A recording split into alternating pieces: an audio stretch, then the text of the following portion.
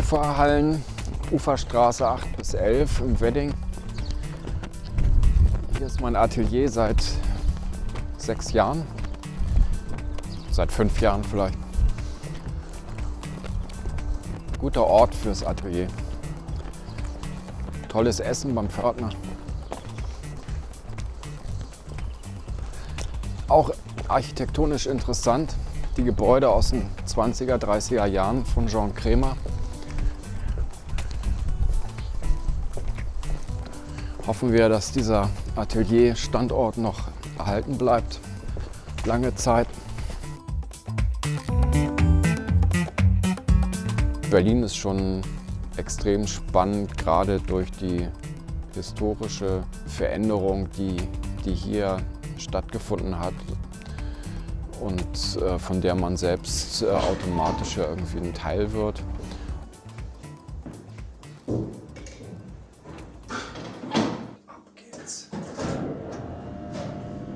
Es gibt hier auch, glaube ich, immer wieder Dinge neu zu entdecken, die irgendwie links liegen gelassen worden sind. Ja, insofern ist das schon ein guter Standpunkt hier und es ist auch ein guter Ort für ein Atelier.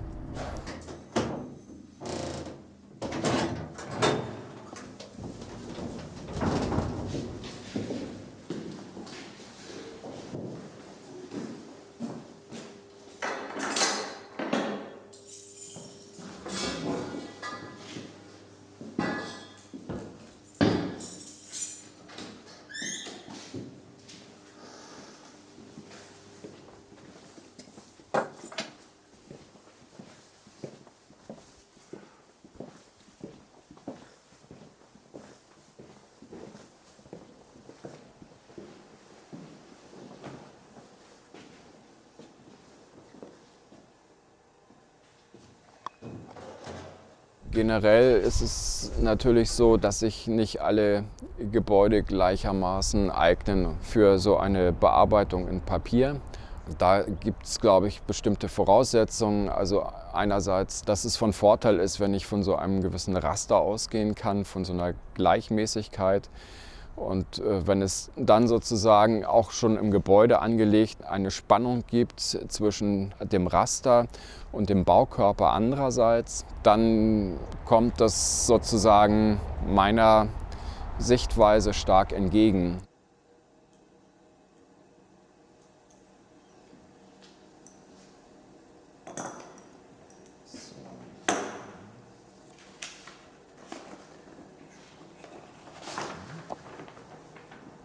Also jetzt wird es spannend.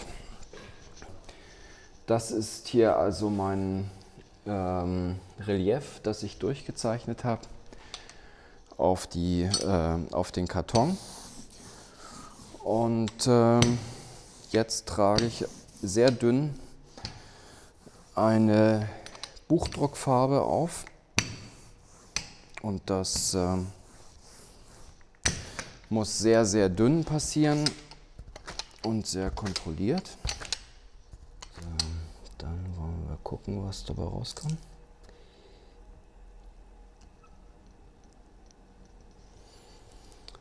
So.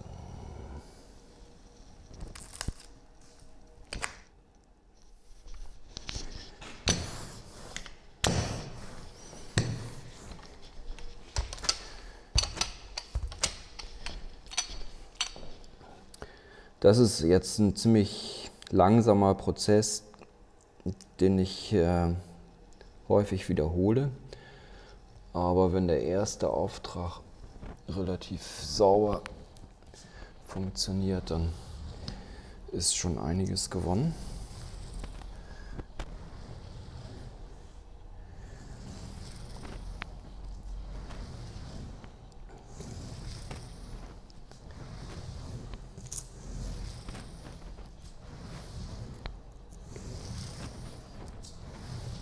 Das ist ein bisschen wie bei einer Belichtung einer Fotografie.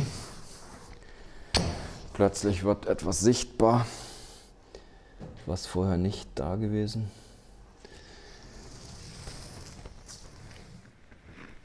Ich habe dafür eine Technik entwickelt, die im Prinzip neu ist, die sich aus den grafischen Techniken entwickelt hat. Ich habe ein Werkzeug benutzt, zum Beispiel das Roulette, was aus der Radierung bekannt ist, aber auch solche Rädchen, die so punktieren, und habe in das Papier ein Relief gemacht und habe dieses Relief anschließend überwalzt.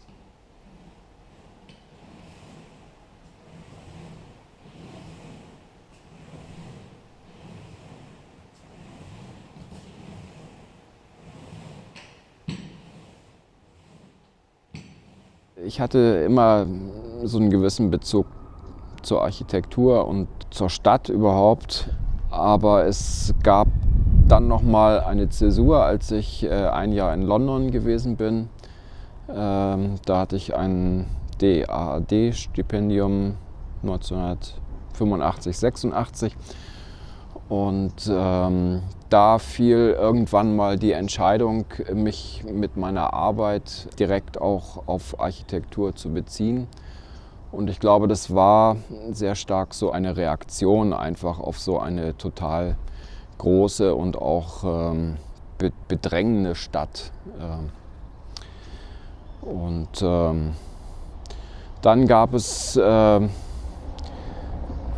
also eine lange Zeit, in der ich auch stark installativ gearbeitet habe und raumbezogene Sachen gemacht habe, Wandteilungen, gleichzeitig mich aber auch mit Strukturen und Ornamenten auseinandergesetzt habe. Und insofern fiel irgendwann mal diese Auseinandersetzung mit Raum einerseits und den Strukturen andererseits sozusagen zusammen, kam vielleicht zu so einer Synthese.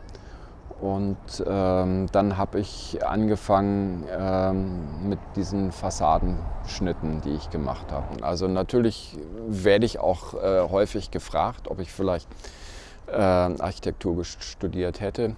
Aber ich glaube, ich bin auch relativ froh darüber, nicht die Verantwortung, also die reale Verantwortung eines Architekten tragen zu müssen. Und ich genieße das auf der anderen Seite sozusagen den Blick auf die Architektur zu haben und dabei sozusagen Grenzgänger zu sein. Bei den Papierschnitten ist es so, dass ich häufig kleine Auflagen geschnitten habe. Das ist nicht bei allen Techniken möglich, und bei diesen neuen schwarzen Arbeiten, das sind alles Unikate. Ich habe eigentlich jahrelang so gearbeitet, dass diese Vorstellung sehr präzise war von dem endgültigen Zustand. Und bei den Papierschnitten ist es klar, dass die von vornherein geplant sind, gezeichnet sind, schon mal eventuell am Computer auch gezeichnet oder sogar virtuell entwickelt. Aber jetzt bei den neueren Arbeiten, bei diesen String Drawings zum Beispiel, die entwickeln sich sehr viel organischer. Das ist das Ergebnis eines langen Prozesses, den ich nicht vollständig absehen kann. Also da ist es wirklich anders. Also das ist hier so eine selbst konstruierte Geschichte. Der Filz verhindert, dass zu viel Farbe mit aufgerollt wird.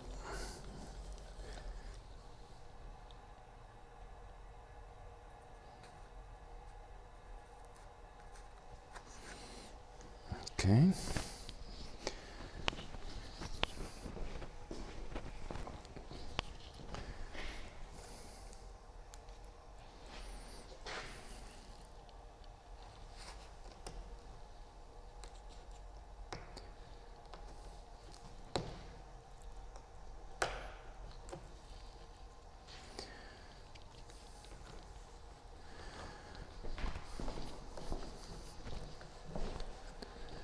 So, das Papier ist ein bisschen feucht. Dadurch nimmt es die Farbe besonders gut auf. Ich kann den Grad der Konzentration auch variieren. Je feuchter das Papier, desto diffuser ist die Farbaufnahme. Lauter so Parallelschraffuren, die jetzt entstehen. Das ist sozusagen wie bei einer Richtschnur.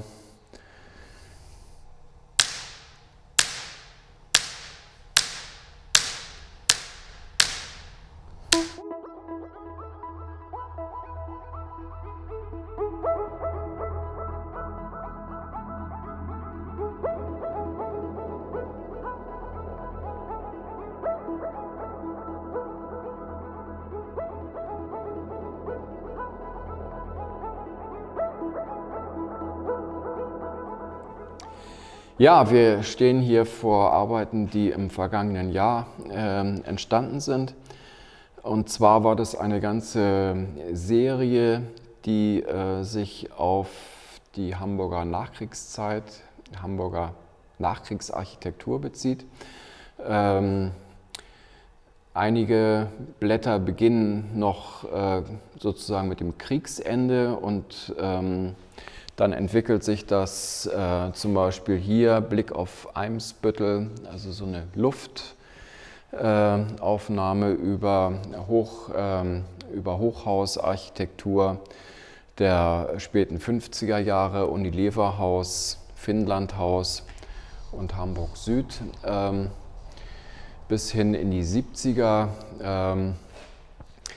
Das ist so eine zeitdokumentarische Auseinandersetzung mit der Architektur und mit den neuen Formen, die in dieser Zeit entstanden sind.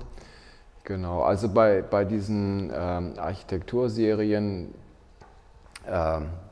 spielt für mich eben die Auseinandersetzung mit Historie eine große Rolle. Ich glaube, dass mit die größte Herausforderung darin besteht, Geschichte und Zeitgeschichte in irgendeiner Form sichtbar zu machen oder sie neu sichtbar zu machen. Und dabei gibt es natürlich aber auch eine starke Auseinandersetzung mit der Geschichte einzelner Gebäude.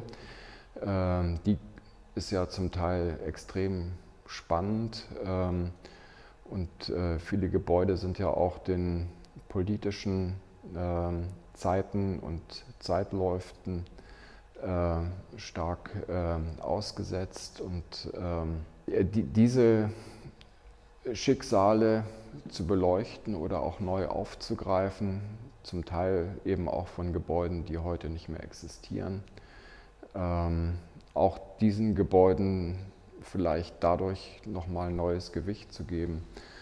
Das sind so Dinge, die ich wichtig finde.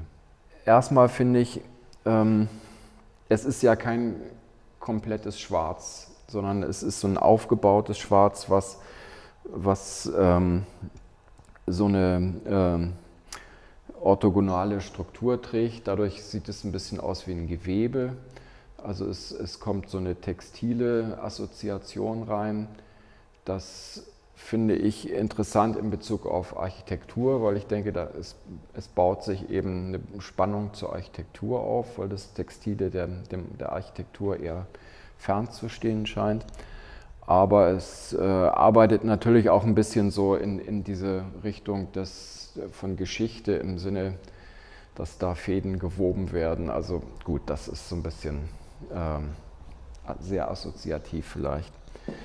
Es ist ein Spiel mit der Andeutung, das will ich sagen. Das würde einem nicht so gelingen, wenn das schwarz auf weiß wäre.